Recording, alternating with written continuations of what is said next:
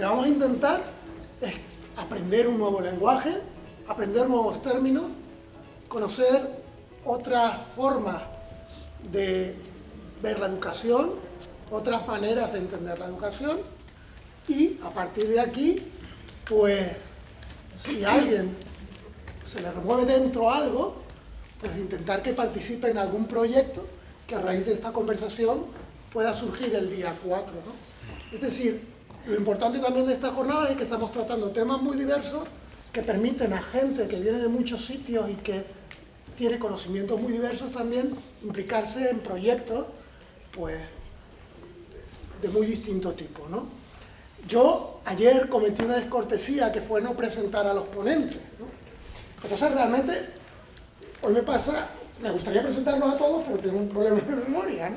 Entonces yo prefiero que se presenten ellos mismos, que cada uno diga quiénes son, que cuenten lo fundamental para que nos conozcamos, y a empezar a partir de ahí. Yo quería empezar con Juan Freire, ¿no? Y que él enmarcara un poco lo que vamos a hacer, y sobre todo yo le pediría a Juan una cosa, que es que fuera muy, muy provocador. Bueno, lo primero agradeceros el que me hayáis invitado, y estoy disfrutando de ayer, hoy, ¿no? De todo lo que está pasando aquí y viendo lo que va a suceder, y sobre todo que me hayáis invitado a este tema de educación expandida. Yo casi me voy a presentar explicando lo que es para mí la educación expandida, porque tiene mucho que ver con mi trayectoria. Yo he sido profesor universitario durante bastantes años.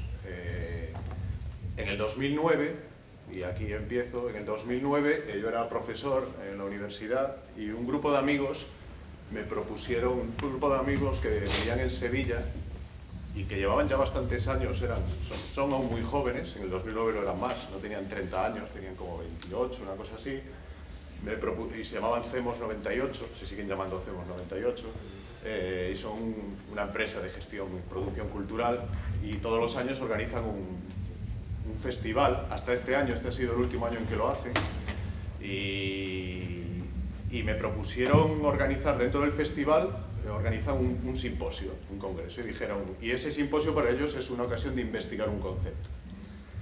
Y me propusieron que hiciésemos un simposio sobre educación, ¿no? Y lo que me decían era: queremos que tú seas el curador con nosotros, que tú participes en este proceso, pero me dijeron, pero lo que nos interesa es investigar y trabajar sobre la educación que no sucede en los marcos habituales de la educación, ¿no? De hecho, el lema que elegimos era la educación sucede en cualquier momento y en cualquier lugar. Y esa era la idea, ¿no? La idea, ¿de dónde venía la idea? La idea venía de identificar que hay muchas prácticas que tienen un valor educativo, un valor de aprendizaje, que no suceden en el aula, que no suceden en las instituciones educativas, que en los que participan no son ni profesores ni estudiantes, pero en lo que siempre estás aprendiendo. Esto, por otra parte, es una obviedad, pero lo cierto es que al menos en aquel momento, desde lo educativo no se percibía eso como una oportunidad, ¿no? No se percibía que ahí había una gran oportunidad de aprendizaje. Había otro elemento importante en ese momento, que yo creo que era también lo que nos motivaba, y estaba relacionado con lo que podíamos hablar con la cultura digital, con lo que la tecnología estaba provocando de cambio en nuestras vidas y en la forma de aprender. En el sentido de que se percibía, en un doble sentido, primero que había un montón de comunidades de aprendizaje que no se llamaban así, sino que eran comunidades de práctica, que eran entornos de aprendizaje que estaban situados al margen de los canales convencionales, y que sucedían en Internet, ¿no? Por poneros un ejemplo, la ficción de los fans, la fanfiction, ¿no? Estas comunidades, me acuerdo en aquel momento el caso de Harry Potter, ¿no? Que había como miles, había varios miles de proyectos, muchos de ellos de chavales muy jovencitos que hacían ficción alrededor de Harry Potter, o sea, que se inventaban historias. Había gente que publicaba periódicos sobre Hogwarts, por poneros un ejemplo. Lo interesante de eso era que era increíble, era gente que estaba aprendiendo desde competencias digitales, estaba aprendiendo de tecnología, estaba haciendo literatura, buena, mala, regular, etc. O sea, que eran procesos de aprendizaje en comunidad. Y eso era lo que nos motivaba, el tema de la cultura digital. Y yo quiero conectar esto con la mesa anterior, ¿no? Cuando se hablaba de edición, etc. Yo creo que también ahí había una cuestión importante, ¿no? Que era dónde estaba la autoridad.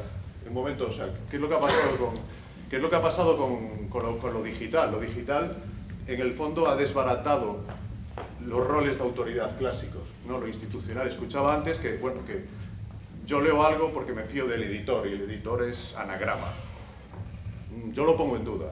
Me puedo fiar de Anagrama, me puedo fiar también de mucha gente que gracias a Internet yo puedo tener acceso a ello y para mí tienen una reputación, porque los conozco, porque los leo, etcétera, etcétera. En el ámbito de la educación, yo creo que estaba en un momento en el que ¿dónde estaba la autoridad educativa? O sea, la autoridad estaba en la universidad, tenemos vicerrectores a nuestra derecha, o sea que me gustará después escuchar la posición de la institucional en este momento, y yo creo que era esa también la cuestión. Resumiendo, organizamos un evento que eran talleres, era un proceso de exploración, de investigación, ¿no? desde lo comunitario, desde reunir a mucha gente, discutir, pensar colectivamente. Y aquí hay algo que para mí es anecdótico, que era, ¿cómo le llamamos? ¿No? Y entonces era, ¿cómo identificamos algo que refleje? Y estos chicos, los CEMOS, que vienen del mundo del audiovisual, desde los años 70 había un libro clásico del cine que hablaba del cinema expandido, ¿no? Como una práctica de producción, ¿no? de creación audiovisual, y hablaba mucho también de estas cuestiones. Entonces decidimos llamarlo educación expandida. Se nos ocurrió, y lo cierto es que el hablar de educación expandida tuvo como mucho impacto. O sea, de ahí editamos un libro. Hay un libro que hoy en día, o sea, creo que está ya descatalogado. O sea, lo editó la Universidad Internacional de Andalucía, un libro bastante gordo, en papel, como de 500 páginas, que eran todas las contribuciones. No sé, creo que está en papel, que no sé si aún existe, pero está disponible en Internet, porque sí usamos Creative Commons, y lo que queríamos era difundir el libro. Y bueno, tuvo bastante impacto lo expandido, ¿no? La idea de la educación expandida. De hecho, en los siguientes años, no sé si por nosotros o no sé por qué, pero se hablaba de la universidad expandida, todo era expandido, todo era una discusión sobre lo expandido. Para mí es anecdótico, aunque sí refleja que cuando eliges bien una palabra, pues tienen las palabras, tú decías antes que ¿no? el lenguaje, ¿no? Que las palabras importan, y este es un buen ejemplo de elegir un término que resulta atractivo y que provoca el debate. En aquel momento mi interés era entender lo que pasaba en educación fuera del aula o fuera de la universidad, ¿no? Que era el mundo en el que yo me movía, pero yo era consciente y de hecho participaba activamente en procesos que sucedían al margen de... Allí tuvimos a muchos colectivos artísticos, comunidades que venían del mundo de la cultura digital, centros sociales, centros culturales, empresas, gente que estaba haciendo algo que era aprendizaje, ¿no? Y había algunos proyectos que conectaban lo académico con lo expandido, por decirlo de alguna manera.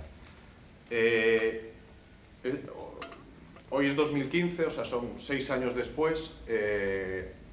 Yo dejé la universidad por el camino, esto es la parte autobiográfica, ¿no? Y el dejar la universidad tiene mucho que ver con la insatisfacción, con la educación que se realiza en la universidad y con mi incapacidad para mejorar eso, o sea, para ser capaz de cambiar las cosas dentro de la universidad. Me metí en una aventura, sin quererlo al principio, en un proyecto que es educativo, que se llama Team Labs, que es una empresa, pero lo interesante de ese proyecto aquí no es eso. Lo interesante es que poco después de irme de la universidad descubrí prácticas universitarias que sucedían dentro de lo institucional, que eran muy parecidas a lo que sucedía en la educación expandida. En concreto, yo entré en contacto con la Universidad de Mondragón, en el País Vasco, y bueno, ellos estaban iniciando un método pedagógico que aplicaban en el ámbito del emprendimiento y de la innovación, que no es lo relevante ahora, que se basaba en el trabajo en equipo y en el desarrollo de proyectos. Y era darle la vuelta a la educación, ¿eh? No tenemos aulas, no tenemos profesores, no tenemos exámenes, tenemos entrenadores, tenemos equipos, tenemos oficinas, tenemos indicadores. Era darle una vuelta completa, era llevar la vida real adentro de la universidad. Bueno, por una serie de casualidades y de intereses, pues acabé, bueno, vinculado a ese proyecto, acabamos construyendo una nueva organización para trabajar en ese proyecto. se nos fue de las manos por el camino. Hoy en día estamos en Madrid, Barcelona, estamos en Canarias. Sandra, que es una persona de aquí, es parte de nuestro equipo. Estamos en un montón de lugares, digamos que, y estamos activamente investigando desde la acción cómo cambiar la educación, colaborando con las universidades. Y entonces me he dado cuenta en este proceso, no sé si por mi parte, que lo que me ha interesado es algo que al principio lo planteaba como un conflicto, era no me vale la universidad, lo que pasa afuera es lo que es interesante. Y con el tiempo he ido descubriendo que sí es posible cambiar lo que pasa dentro. Entonces es de traerlo expandido, no sé cómo llamarlo, pero traerlo expandido dentro de la institución. Yo creo que si en aquel momento mi planteamiento un poco naif era la educación dentro de la institución tiene un valor muy limitado, tenemos que desarrollar prácticas expandidas. Hoy mi reto es, no, esas prácticas han demostrado su validez y ahora tenemos que luchar porque esas prácticas estén dentro de la institución. Que no quiere decir que dejen estar fuera, ¿no? Y cómo establecemos un diálogo entre la institución y la sociedad. O sea, cómo, desde un punto de vista pedagógico, cómo aprovechamos lo que pasa en el mundo, la vida real, como un material pedagógico.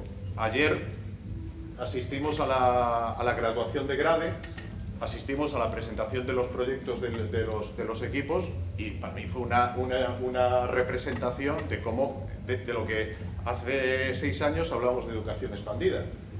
Básicamente gente que ha salido a la calle y ha aprendido de la realidad y ha aprendido con un nuevo enfoque y de una nueva manera. No han aprendido sobre todo los profesores, aunque sí han aprendido de sus profesores, sino que han aprendido de sus pares, el famoso peer-to-peer, ¿no? Y han aprendido de la vida real y haciendo cosas, que también se aludía mucho de pasemos a hacer cosas, no nos quedemos un poco divagando, etcétera, etcétera, ¿no? Y era un pleno ejemplo, y lo interesante, era un ejemplo de algo que está sucediendo dentro de una universidad pública. O sea, no es una práctica friki que hacen unos cuantos. A mí me interesa también, relacionado con algo que comentábamos ayer, ¿no? Es decir, tenemos cierta tendencia a plantear las cosas en forma de debates dicotómicos, ¿no? Entonces, hacemos las cosas desde la institución o nos quedamos al margen y hacemos cosas extrainstitucionales. Pues nada, hay gente que ha inventado palabras, ¿no? Para definir lo que se puede hacer en medio mientras tanto, que son instituciones para instituciones, que va creando la comunidad, que va creando la gente libremente y que después efectivamente muestran con la acción, con el hacer, que son pues trasladables al ámbito académico en este caso, o que se pueden ir asumiendo progresivamente, ¿no? Entonces yo creo que una de las cosas también que enseña lo colaborativo es a no plantearse las cosas de una manera dicotómica, ¿no? Sino a ver todos los matices que hay en medio de las cosas, ¿no? Y plantearse los debates no en términos maximalistas, sino plantearse menos debate tal vez, hacer más acción y construir en la realidad cosas que luego se pueden llevar a la práctica en ámbitos distintos en el que nacieron, ¿no? Yo creo que eso es muy, muy importante, ¿no? También hablamos, pues, por ejemplo, Jordi nos puede explicar esto de lo que es las relaciones entre pares, ¿no? Él explicó el otro día su proyecto, ¿no? Su proyecto, ¿saben qué es? Un proyecto en una plataforma que pone en contacto a estudiantes que se dan clases particulares entre ellos y que, bueno, ponen en relación a esos estudiantes, ¿no? Pues esto es un ejemplo, ¿no? De relación entre pares. En pocas palabras, bueno, yo soy Jordi, vengo de Barcelona y no he tenido ningún tipo de relación profesional con la universidad. Yo no he estudiado para profesor, no he trabajado nunca en la universidad, sino que yo venía de otro ámbito completamente distinto, pero siempre he estado vinculado con la universidad como alumno, como muchos de nosotros seguramente. Entonces, tengo la ventaja, por una parte es inconveniente porque es el desconocimiento de una institución, pero como parte positiva es que al no tener ese conocimiento me permite jugar mucho y hacer muchos experimentos sin miedo a romper o hacer cosas nuevas porque no tengo el filtro de cómo se tienen que hacer las cosas. Entonces, como comentaba Pedro, el proyecto que he puesto en marcha es una plataforma de igual a igual, en la que lo que potenciamos es un término nuevo que está ahora surgiendo mucho y que algunos teóricos dicen que pronto va a ser el estándar en las universidades y en cualquier otro tipo de institución educativa, que es el aprendizaje colaborativo. Es un aprendizaje, y Juan lo estaba comentando ahora muy bien, que la imagen, la figura del profesor, eso se va a disolver muy pronto. Hoy día el conocimiento está accesible en Internet, en las bibliotecas, donde queráis. O sea, hoy en día no hace falta ir a una universidad, sentarse todos en un anfiteatro y escuchar a alguien que suelte la charla, porque el conocimiento ya lo puedes tener en casa. Entonces, lo que hace falta es un guía, alguien que te diga cómo aplicar ese conocimiento o por dónde cogerlo para juntos trabajar en proyectos y crear otro tipo de educación. Entonces, lo que queremos hacer nosotros es empezar por la universidad, porque es donde creemos que está el foco máximo educativo, pero llegar a muchos otros ámbitos. Y lo que queremos es potenciar las relaciones entre iguales. Porque no hay nadie mejor que alguien que ya ha pasado por lo que tú estás pasando ahora para ayudarte a explicarte y a entender lo que estás haciendo. Por eso, el conocimiento y el aprendizaje colaborativo va a ser una de las próximas revoluciones, esperamos. Los expertos dicen, según un estudio de Aula Planeta, que va a ser en el curso 2017-2018. A ver si podemos llegar un poco antes. Más o menos este es el proyecto, ¿no? Que es lo que intentamos hacer. Francisco, tú que claro, acabas de llegar como vicerrector y de repente pues escuchas estas cosas y no sé, se pueden interpretar o bien como desafíos o bien como una oportunidad, es decir, como un motivo para ilusionarse y ¿hasta qué punto digamos el entramado institucional, burocrático, etcétera, impide el desarrollo de estas cosas o eso es simplemente una excusa falsa? Pues, es mitología. ¿Cómo se dice? Es una buena pregunta.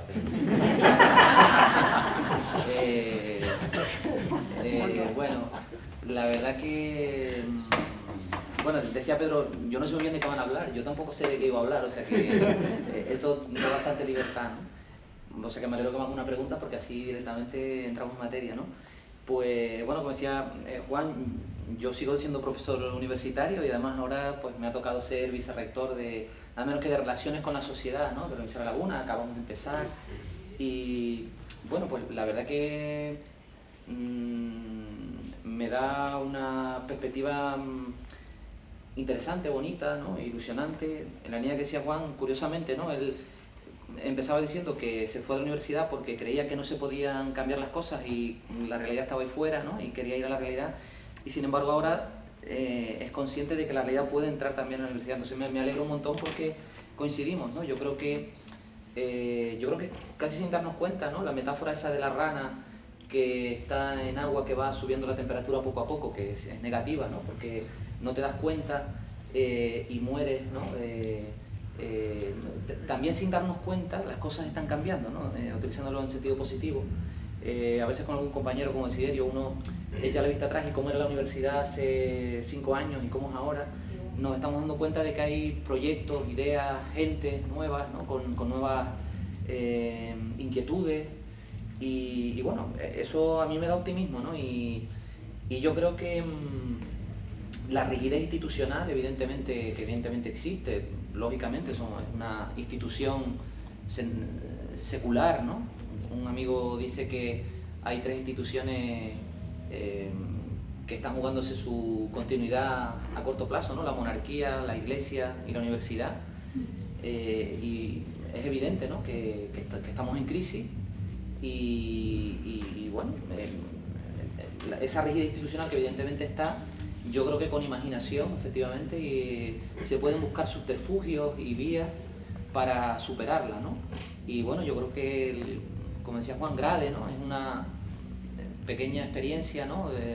En la que los que hemos un poco estado tanto en el lado, digamos, del impulso como el alumnado, ¿no? Y está Carolina, pues hemos sido capaces un poco de utilizando vericuetos, pues poner de manifiesto que se pueden hacer cosas, ¿no? Y se pueden cambiar las cosas, ¿no? Yo con lo de... bueno, lo de la educación expandida, la verdad que Juan, tenemos aquí el lujo de tener a Juan, que una de las personas que más términos ha acuñado dentro de este nuevo mundo, ¿no? No solo educación expandida, sino el crowd, ¿no? En fin, yo creo que todo este nuevo vocabulario es reflejo del mundo nuevo en el que estamos, ¿no? Tomo nota de las instituciones, ¿no? Que no lo conocía, pero en fin, lo de la competición, o sea, realmente estamos sin darnos cuenta y estoy de acuerdo con Pedro, ¿no? Que es importante hacer como una especie de puesta en común de las palabras de este nuevo mundo, ¿no? en el que empezamos a movernos, ¿no? Entonces yo con el tema de la universidad, que evidentemente cuando hablamos de educación expandida, ¿no? Que es aprender no en un contexto formal, ¿no? En un contexto no jerárquico. Desde luego la universidad es una institución jerárquica, ¿no? Y por tanto, pues, donde probablemente haya más dificultades para que esto se integre, ¿no? Yo creo que hay cuestiones, ¿no? Que ahora estaba tomando nota mientras escuchaba a Juan, ¿no? De algunas cuestiones que a mí me parecen cruciales en la universidad, ¿no? Que tenemos que vencer para poder integrarnos en esta revolución de la educación expandida, ¿no? Por ejemplo, el concepto de empleabilidad, ¿no? Es decir, cómo podemos formar para un empleo, ¿no? En la perspectiva tradicional, ¿no? Es decir, ¿qué es lo que ahora tiene que hacer un economista, por ejemplo, ¿no? o un licenciado en Derecho, o un biólogo, ¿no? Aquí tenemos un biólogo. ¿Quién iba a decir que Juan Freire es un biólogo, ¿no? Pues ese concepto de empleabilidad con unas capacidades muy concretas, fijadas a priori, etcétera, etcétera, ese concepto fordista, ¿no? De producir biólogos o producir economistas todos iguales, ¿no? Apretando las mismas tuercas, tocando los mismos botones. Está claro que eso tenemos que superarlo, ¿no? Evidentemente, ¿no?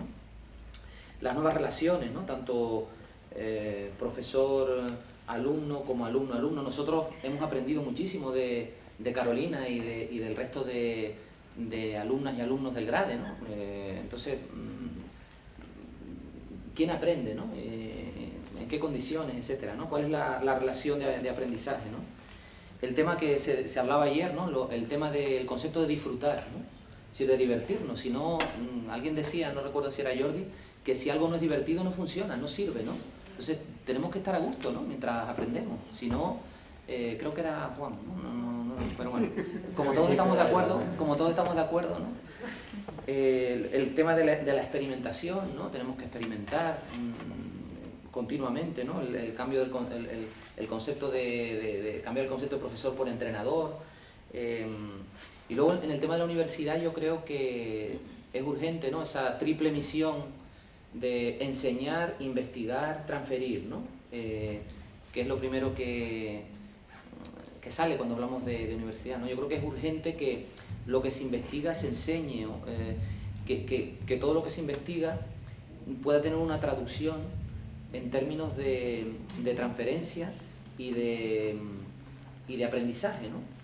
En ese sentido, por ejemplo, Paloma, ¿no? Sé que ha trabajado en un curso de divulgación, ¿no? Divulgación científica no hace mucho, ¿no? Me parece que ese tipo de cosas, el otro día hablamos con unos investigadores, una de las cosas que queremos hacer, ¿no? Desde el vicerrectorado es la extensión universitaria, por lo menos en una parte llevarla ahí, ¿no? Es decir, que los grupos de investigación que están trabajando en cosas de alto impacto, que sean capaces de paquetizar ese conocimiento y poder compartirlo, ¿no? En las aulas y en otros procesos de enseñanza-aprendizaje, ¿no? Bueno, pues yo no sé si es la respuesta un poco, pero seguimos hablando, ¿no? Precisamente, ¿no? Paloma nos puede hablar de lo que también una cosa que hemos estado hablando mucho, ¿no? De que eso de ensayar continuamente, de practicar, de hacer cosas, ¿no? Y tú lo haces continuamente desde la universidad con propuestas, ¿no? Desde un laboratorio, ¿no? Sí, efectivamente. Sí. En el que se ensaya, ¿no? Bueno, Paloma, trabajo en la Universidad de La Laguna también. Tengo que decirte, Fran, que además conseguí un premio en el curso por hacer un monólogo, que lo sepas. Demostrando que la brecha digital no era entre personas mayores y jóvenes, sino entre pobres y ricos, que no pesan los años, sino que pesa la desigualdad. ahí ya estaba yo ensayando. Bien, sí, ahora mismo la universidad, como bien decía Fran, hacía tiempo, no hemos empezado ahora, hacía tiempo que otras muchas personas estamos llevando a cabo proyectos, maneras de trabajar que además, nos decía Pedro antes que provocáramos, pues que también las hacíamos cuando no nos dejaban. Entonces, aunque a la mayoría de la gente, bueno, a mucha gente no le gustó mucho eso del plan de Bolonia, a mí me encantó, porque por fin, ¿sabes por qué? Porque se hace una cosa que se llama proyecto piloto, y entonces yo por fin ya podría hacer lo que quería, y no tenía que darle cuentas a los de al lado con los que compartía asignaturas, porque no llegaba y soltaba el rollo habitual. A ver, con perdón, el rollo quiero decir porque el que escucha lo siente como un rollo, no porque el contenido no sea bueno, sino que quiero decir que 1 hora o 2 horas eso es imposible, ¿no?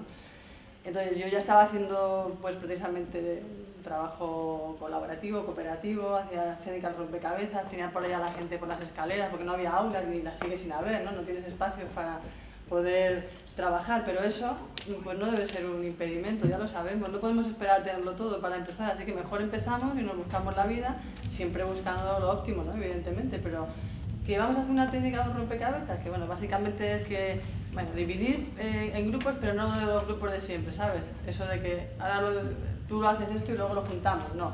Los grupos cooperativos consisten en que la profesora o el profesor, que es el guía, estoy totalmente de acuerdo contigo, sea capaz de hacer una buena pregunta, de ofrecer un buen problema, para que esos grupos con una determinada estrategia, que bueno, les voy a contar ahora, pero que sean capaces de aportar una solución.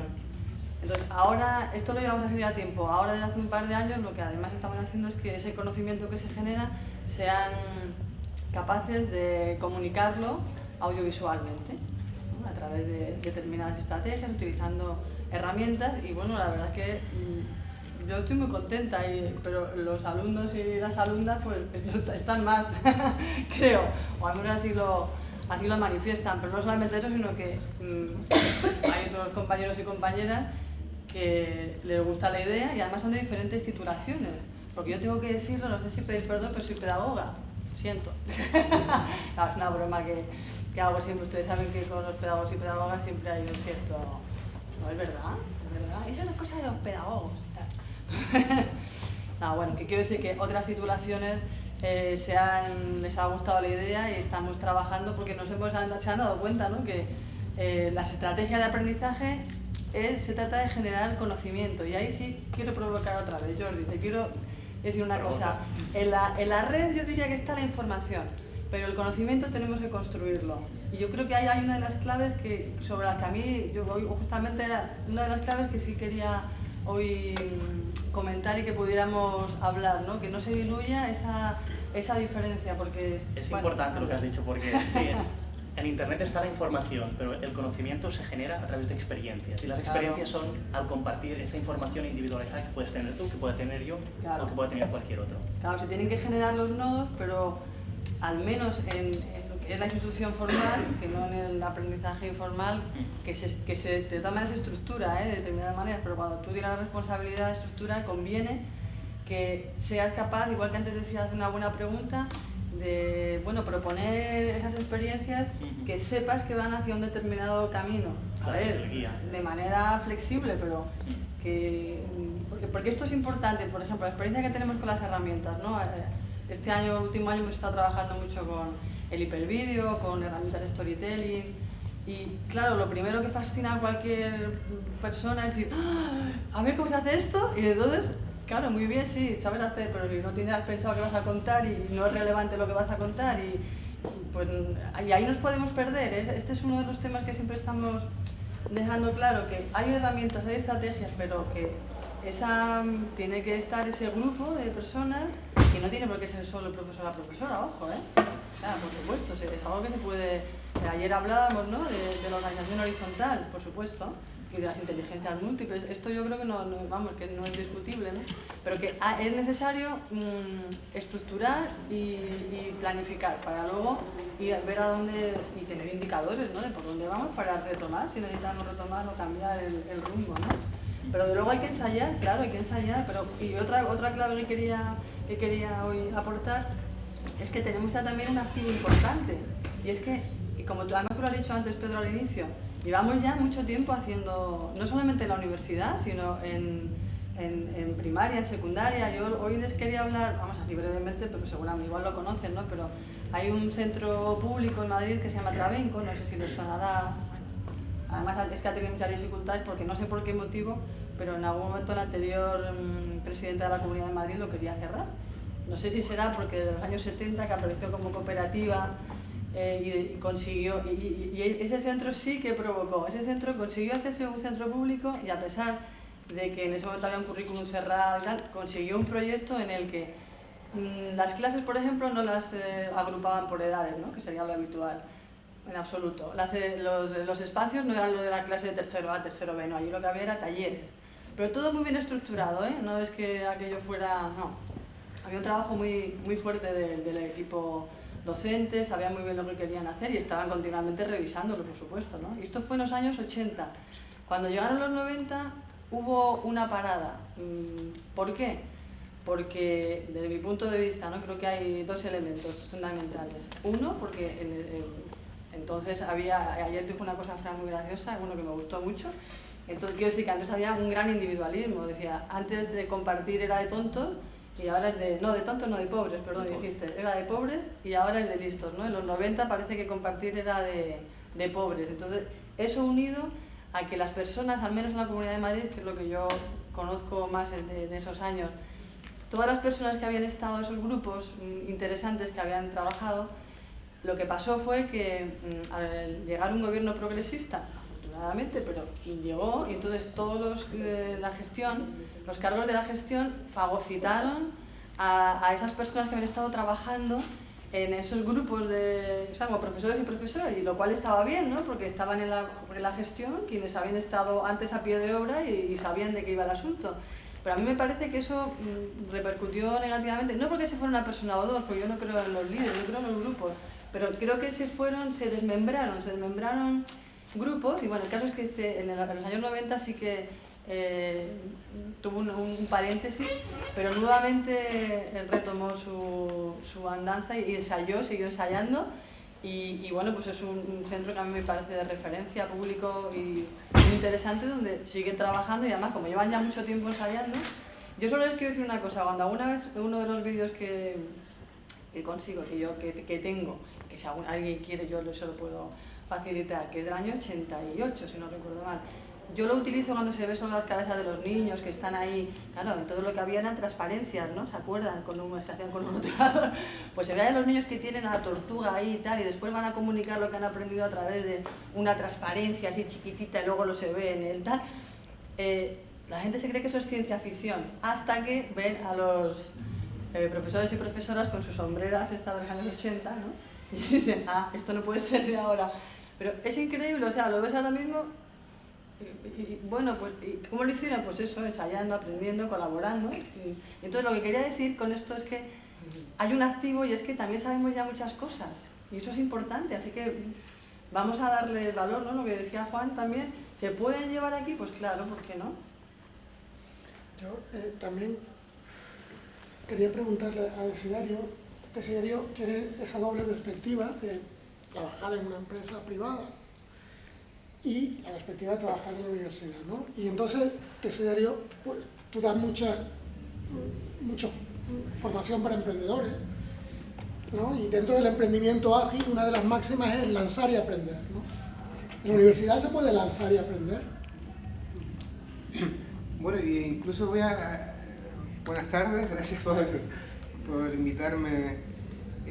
Yo no soy pedagogo, entonces a veces me da vergüenza hablar de estas cosas. Incluso tengo una alumna aquí que es del máster de profesorado, que yo, por esa arte de magia que pasa en la universidad, me tocó dar ahí un crédito, cosa que yo no acabo de entender, pero bueno, intento hacerlo como puedo. No soy pedagogo, pero vuelvo a decir, pero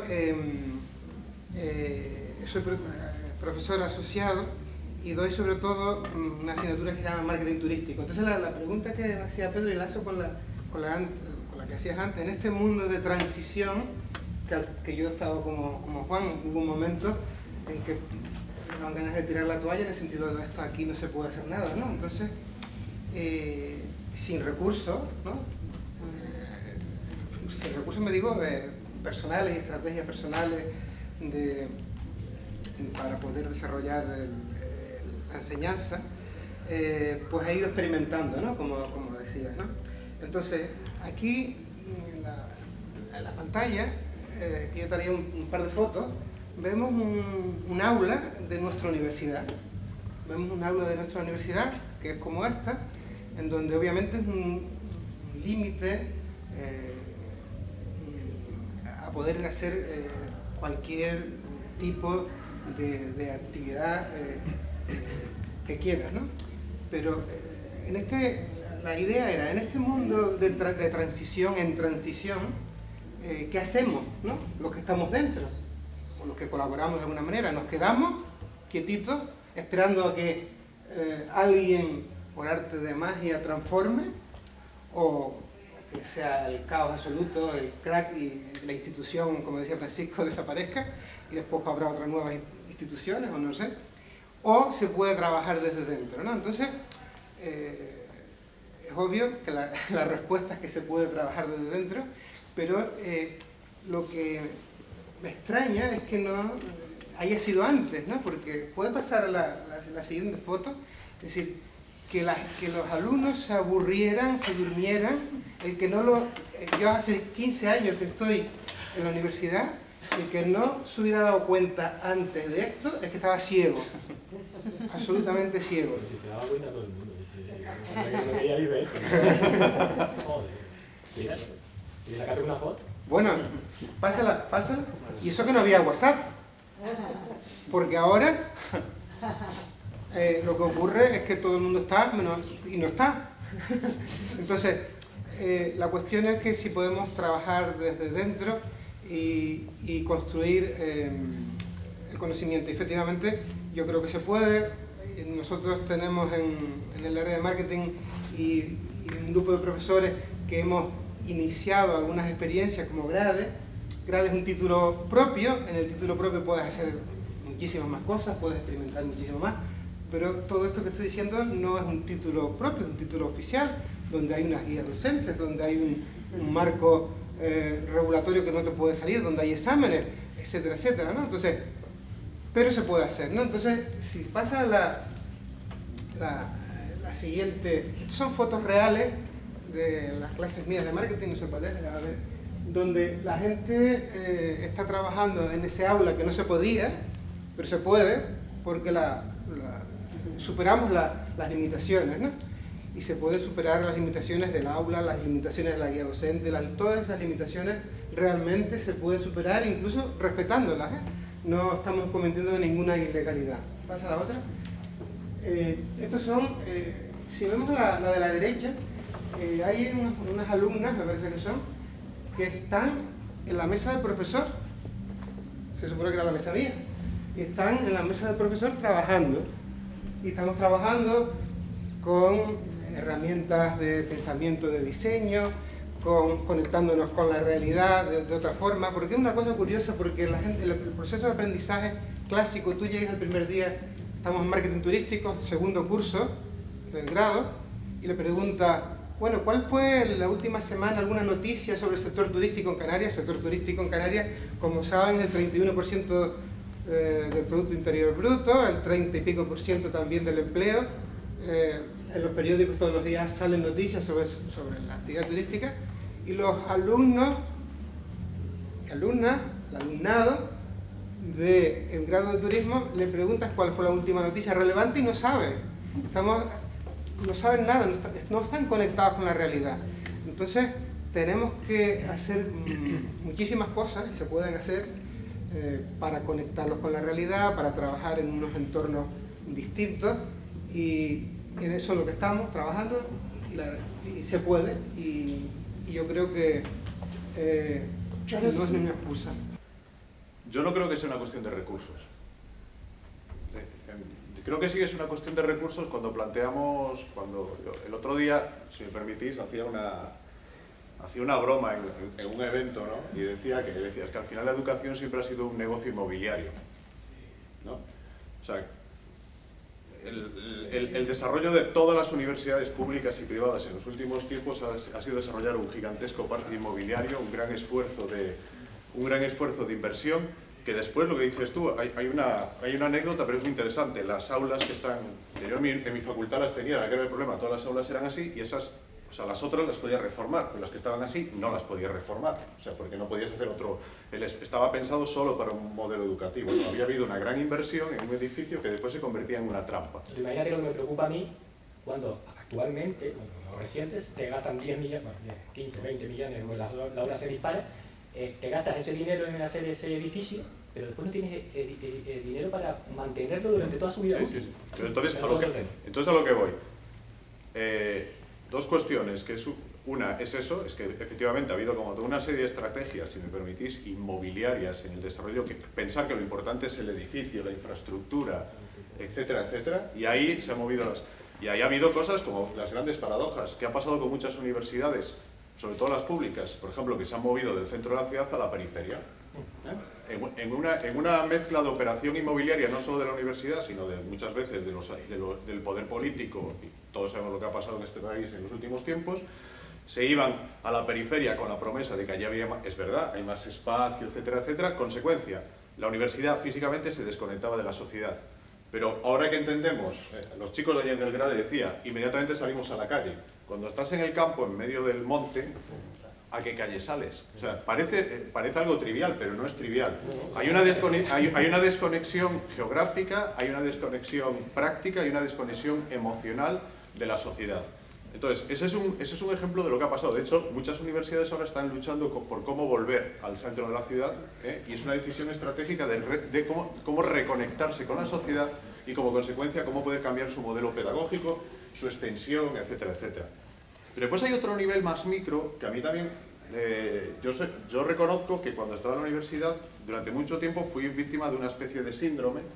Yo me acuerdo que mis compañeros, que no teníamos ningún tipo de negocio inmobiliario, o sea, no ganábamos más o menos por tener más o menos metros cuadrados, en cambio, vivíamos en una lucha continua, que no sé si sigue, por el espacio, reclamando. Nuestro gran problema es que necesitamos otro edificio. El estatus del profesor, una cosa que ahora me sorprende muchísimo, el estatus del profesor se medía si tenía despacho individual o lo compartía, y si el despacho era así o era el doble. Yo me acuerdo que cuando aún estaba en la universidad llegó un momento que yo abandoné mi despacho, porque yo no concebía, yo tenía un grupo de investigación y no concebía trabajar solo. O sea, me parecía además muy triste y aburrido, ¿no? Entonces el despacho se utilizaba como una sala de trabajo, hizo una reconversión de estas prácticas. Pero quiero decir, la energía mental que dedicaba la gente a la lucha por el espacio, que era parte del negocio inmobiliario de la universidad, ahora lo reconozco, digo, no tiene ningún sentido. O sea, era la conversación más importante. ¿Qué es lo que se está revelando ahora? Que ese tipo de infraestructuras, por supuesto, son necesarias, pero son necesarias hasta un cierto punto. Segundo, que muchas de esas infraestructuras se pueden hacer con muchos menos recursos. O sea, nosotros tenemos ahora, entre comillas, un campus en Madrid, que era un antiguo cine, que no es así, por cierto, por eso, que después fue una galería comercial, y en Barcelona un antiguo almacén textil que se ha reconvertido en un lugar de trabajo de la gente. O sea, quiero decir, y ahí se ha condicionado con una fracción mínima de lo que se tendría la inversión que hace una universidad en eso. Entonces, ese es un primer elemento. Si analizamos para qué se utilizan los recursos, tradicionalmente, para qué se han utilizado los recursos en las universidades, sobre todo se han utilizado para las infraestructuras. No voy ahora a meter aquí en investigación cuántos, en mi universidad hay muchos aparatos que rondaron el 1.000.000 de euros que no se usan porque no hay nadie que lo sepa utilizar y que tenga un contrato estable. O sea, hubo uno que después ahora está en Estados Unidos, etc. Estas historias que salen en los medios periódicamente y nos llevamos a las manos en la cabeza, reflejan una patología. Entonces, si los recursos se utilizaban para eso, y para mí eso es totalmente inútil, en realidad necesitas mucho menos recursos. En realidad la innovación pedagógica, y aquí no están hablando, no sé Jordi los recursos que ha tenido para montar su proyecto, pero te puedo asegurar que han sido muy pocos. Va perfectamente caminado porque yo quería llegar a que al final era el continente, todo el mundo preocupado por el continente. Entonces conecto con la pregunta, con una de las preguntas de Ana. Yo ahí discrepo en el cómo lo sabemos. No sé. Hay un montón de teorías eso en parte por culpa de los pedagogos. Claro, ya. Entonces, hay un montón de teorías de cómo se deberían hacer las cosas, ¿no? Y por cierto, tenemos una tradición de que la teoría, el a priori, la teoría sin ninguna base práctica, es la que nos ha dicho cómo tenemos que hacer las cosas, y además hemos hecho las cosas con leyes y con planes y no con experimentos, ¿no?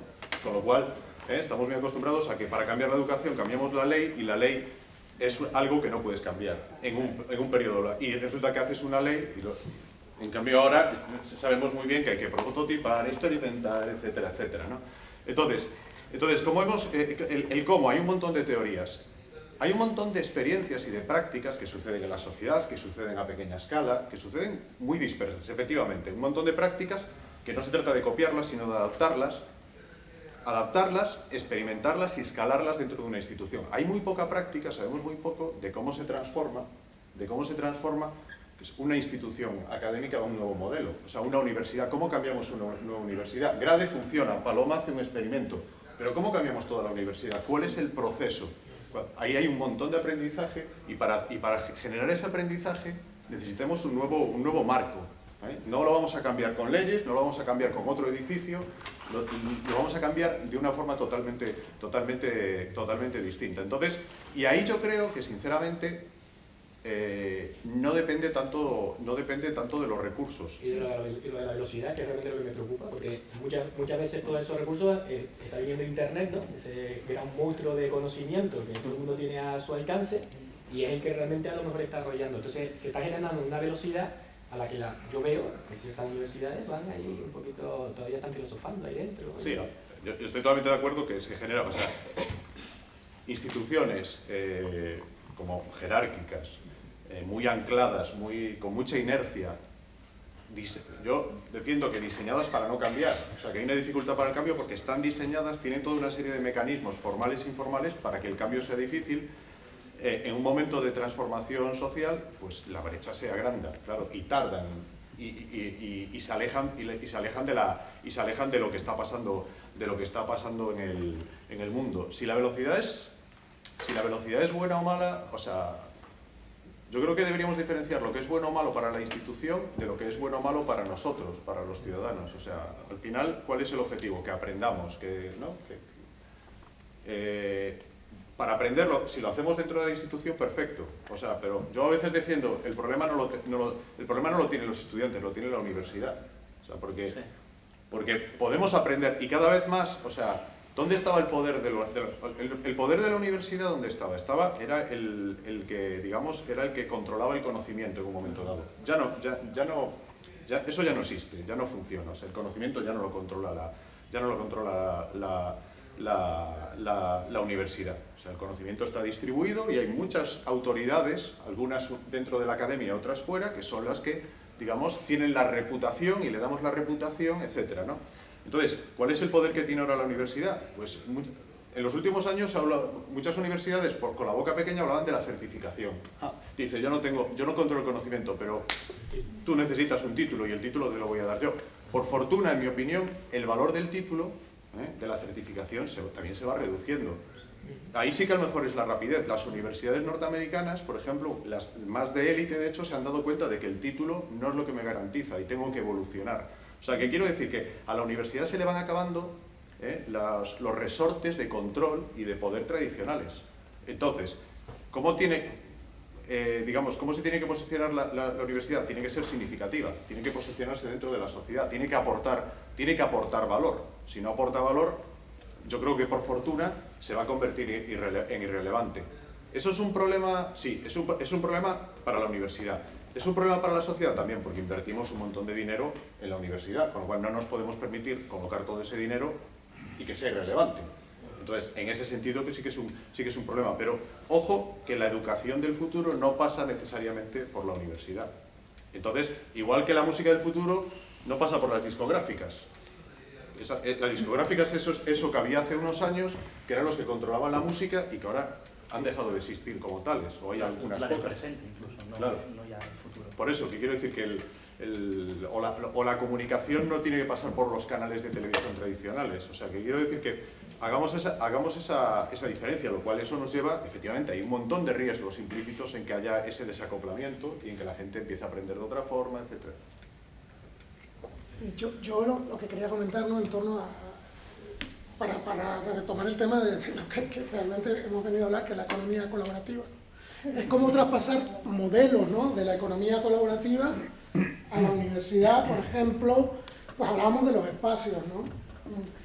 ¿Cómo se puede plantear un proyecto desde fuera de reconvertir los espacios universitarios, efectivamente a bajo coste, ¿no?, y que los profesores, por ejemplo, asuman que el espacio puede ser un impedimento para determinados enfoques pedagógicos o desarrollo? Bueno, ¿cómo dejar de ser, no sé cómo expresarlo, una especie de llanero solitario? El profesor que de repente se plantea cosas, cómo a través de la evidencia, de las experiencias que van sucediendo fuera, podemos ir trasladando a la universidad esas experiencias, podemos ir metiéndolas, podemos... Sí, ¿cómo se les ocurre? Ya sé que no hay una respuesta, ¿no? Hablo de la universidad y hablo también de la educación secundaria, hablo de la educación primaria. Es decir, ¿cómo trasladar esa experiencia que está sucediendo fuera, trasladarla adentro? No sé cómo... Yo lo único que he visto, cómo se hace ahora, que no sé si es lo que está ocurriendo en la realidad, pero como lo veo de espectadores, pues es a través de impulsos individuales, de gente que es muy apasionada, de gente que se quema mucho en el proceso, pero no llego a ver que esas voluntades que existen y son bastante numerosas se conectan, ¿no? Y consiguen que eso empiece a mover de verdad estas instituciones. ¿Por qué no está pasando? Mi respuesta es que la forma de hacerlo o de intentarlo es haciéndolo, ¿no? Probando. Es decir, yo no, al igual que Juan, no creo que exista una receta para cómo hacer esto, ¿no? Y no como llaneros solitarios, ¿no? Pero... Y no estoy de acuerdo que la gente que hace cosas nuevas y tal acabe quemada, ¿no? Desiderio, yo estaba muy... No lo veo quemado, Desiderio, ¿no? Al contrario, yo creo que se obtienen muchos réditos personales, uno crece, se divierte, experimenta. Y bueno, es curioso que estamos hablando de la universidad, y no estoy de acuerdo con Ana, ¿no? Es decir, teóricamente esto es educación expansiva, pero nos estamos centrando en la universidad, ¿no? Que somos efectivamente una minoría, ¿no? del sistema educativo, pero bien, ¿no? Porque quiere decir que es un elemento importante y nos preocupa, ¿no? Bueno, podemos seguir hablando de la universidad, pero ¿cómo expandir la universidad más allá del contenedor? A ver, Sí. es que estamos hablando de educación, no de universidad. Sí, efectivamente. Vamos Claro, efectivamente, por eso digo que yo por quitar importancia la universidad es una herramienta. Es que las preguntas de Ana, yo creo que están mal enfocadas, porque efectivamente, es decir, esas no son las preguntas que tenemos que hacernos ahora. Claro que es mi opinión, porque si no estaba aquí. Como pediste respuestas, Yo creo que estamos equivocados en las preguntas, y si estamos equivocados en las preguntas, damos respuestas equivocadas. Entonces, estamos aquí porque yo creo que si compartimos algo, es que compartimos, o nos damos cuenta de que estamos en un mundo en transición, que están cambiando muchas cosas, ¿no? Están cambiando las formas de relacionarnos, están cambiando cómo comercializamos productos, servicios, y de forma encima contradictoria, porque hay distintos modelos. Está Amazon y están las experiencias de Córcega, no, de Sicilia. De Córcega. no. Pero ya lo dijiste todo. No tenía otra posibilidad.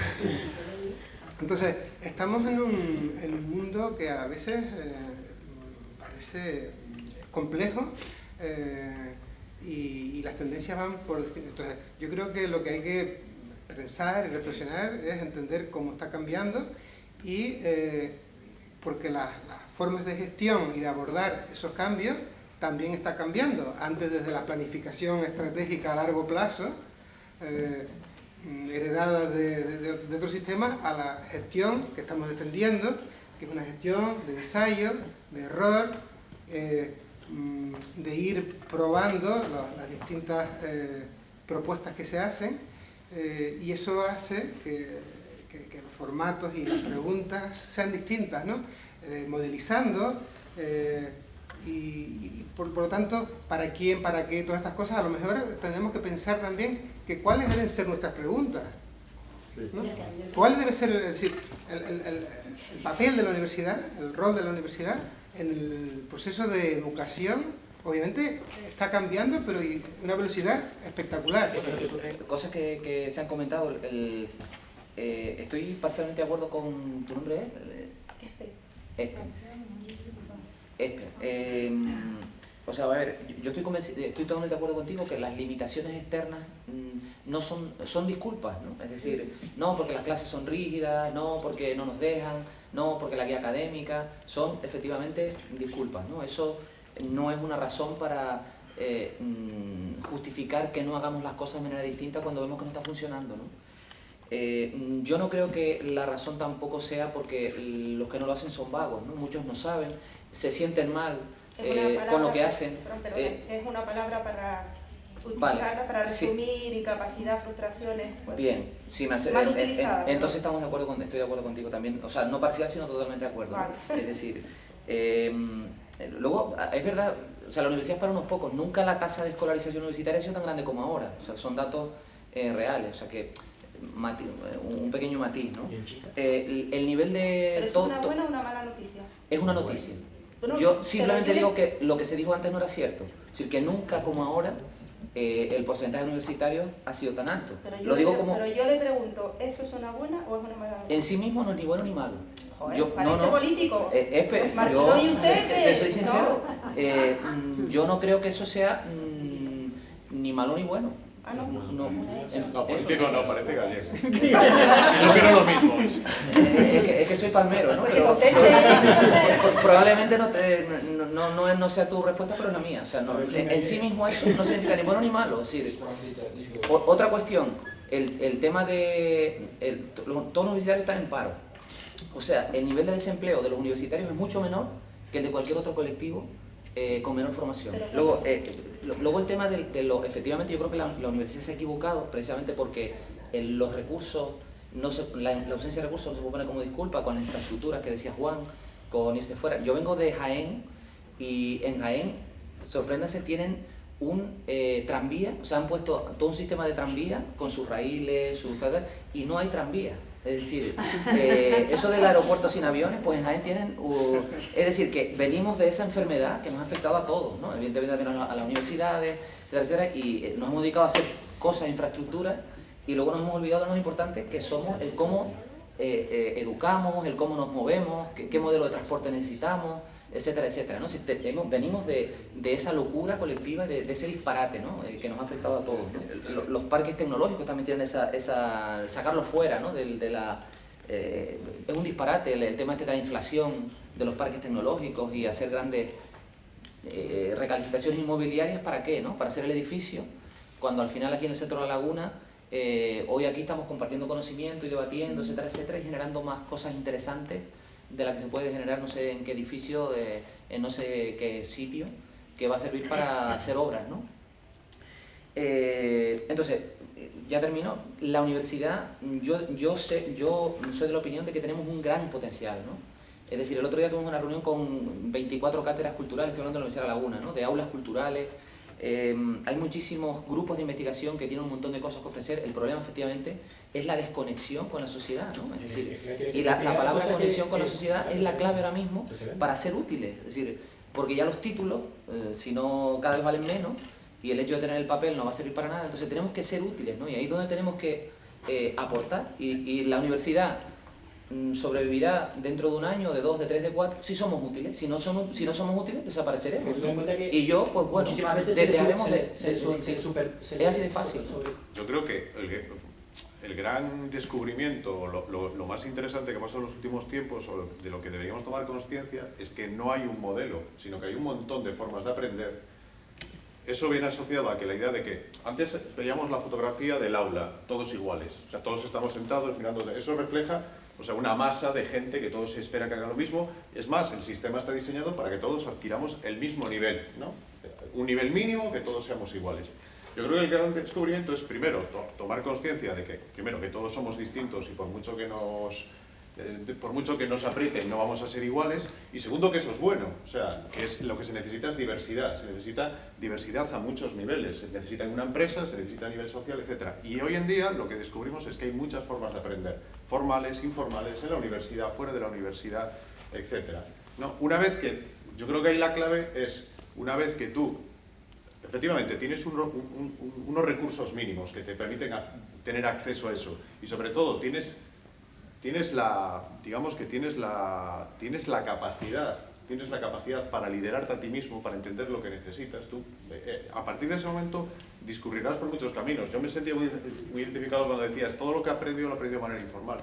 Es que yo me siento lo mismo, o sea, yo he hecho el doctorado, he sido profesor en la universidad, o sea, y todo lo que he aprendido lo he aprendido, sobre todo, o la mayor parte de lo que he aprendido, lo he aprendido como parte de mi proceso de investigación, aprendizaje, etc. Y he tenido profesores increíbles que en un aula como esta daban una clase y era la mejor hora que podías tener. O sea, que quiero decir, y eso el problema es que antes ese era el único modelo, y se está diciendo que ahora sigue siéndolo. O sea, antes era el único modelo, ahora es uno entre un montón, y además se ve que ese uno realmente casi es el menos interesante. O sea, es muy puntualmente interesante. ¿Por qué? Porque ya lo puedes suplir de otras maneras. Pero tienes un montón de formas de aprender. Entonces, eso también es otra reflexión. No es cuál es el modelo correcto. No. Seguramente hay muchos modelos correctos. ¿Cuál es el que yo, como institución, elijo? ¿Y por qué lo elijo? Por mi entorno. O sea, porque no es lo mismo ser una universidad. Ese es otro grave, yo creo, error.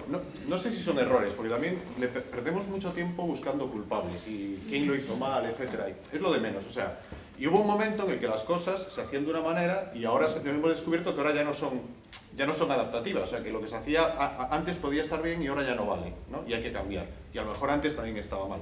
Pero también, por ejemplo, en España ha habido un modelo monolítico de universidad. Todas las universidades querían ser iguales. Las universidades querían ser iguales, la política también hacía que todas fueran iguales, cuando a lo mejor ahora, como las universidades están ubicados en entornos sociales, o sea, no tiene nada que ver ser una universidad en la isla de Tenerife a ser una universidad en el centro de Madrid, por ejemplo, o ser en La Rioja. Entonces, cada universidad creo que tiene que buscar su modelo, su propuesta de valor, o sea, qué necesita la sociedad, cómo se conecta con la sociedad, y es desde lo local. Ahora hablamos mucho de lo local, ¿no? Nosotros lo utilizamos mucho, o sea, tienes que saber trabajar en lo local, pero tienes que tener una visión global, ¿no? Y esto es muy sencillo, ¿cómo lo consigues? Pues mira, tus proyectos son locales, o sea, sal a la calle y entonces entiende el problema de la gente que vive ahí, no el problema de un chino. Pero después tienes que entender, tienes que tener visión global. ¿Cómo lo consigues?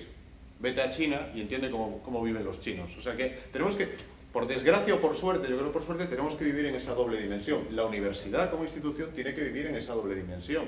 ¿Cómo? Tiene que ser más local que nunca. Y yo comparto esa frustración que yo sentía cuando yo estaba en una facultad de ciencias en que trabajábamos sobre problemas ambientales. Y los problemas ambientales que tenía yo como ciudadano de esa ciudad no eran nada sexys ni nada cool, si nadie se le ocurría investigarlos.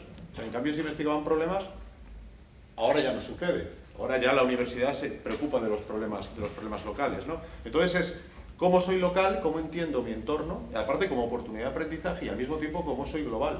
Y no son elijo una cosa o elijo la otra, no. Elijo las dos. Y por suerte tenemos los métodos y tenemos las herramientas para poder elegir las dos.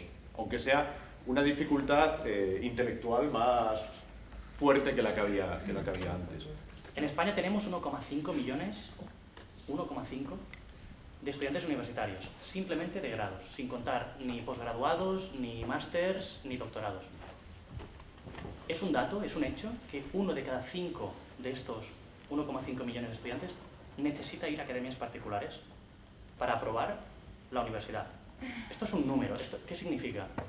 Significa que en España se gastan 200 millones, un poco más, 200 millones de euros al año en ir a buscar una solución para pasar a una institución que es la universidad. ¿Qué pasa aquí? En la universidad no nos deberían enseñar, y esto tiene mucho que ver con la chica que estaba antes por allí, la pregunta que ya he hecho antes. ¿Por qué tenemos que apuntarnos a la universidad y después ir a la academia a probar? para que nos enseñen a probar. Por eso, lo que yo os quiero comentar es que el poder no tiene que estar en las instituciones, sino el poder tiene que venir de abajo. Las instituciones, creo que lo comentabas tú, Juan, o Fran antes, es como la política, va muy lento. Entonces, si queremos cambiarlo, cambiémoslo los universitarios y cambiémoslo los que no seamos universitarios también. ¿Vale? Mi plataforma empieza en la universidad porque es un lugar fácil de acceder, es fácil para mí, porque yo he sido universitario hace poco. Pero yo lo que quiero es que sean las personas que van al colegio, que sean los padres, que cambie un poco todo el ciclo, que no se nos empuje a ir a la universidad, que eso se nos permita si queremos, pero el objetivo está en que lo hagamos nosotros, que no nos dejemos hacer. Por eso si después la universidad tiene que cambiar, cambiará, se adaptará, porque la gente dejará de ir, lo comentábamos antes. Es simplemente darle el poder a quien lo tiene, empoderar a los estudiantes, pero desde bien pequeñitos. También Pablo lo comentaba, ¿no? Se nos enfoca en la creatividad y después que vamos al colegio y ya perdemos la creatividad. Yo creo que no, se nos cortan las alas.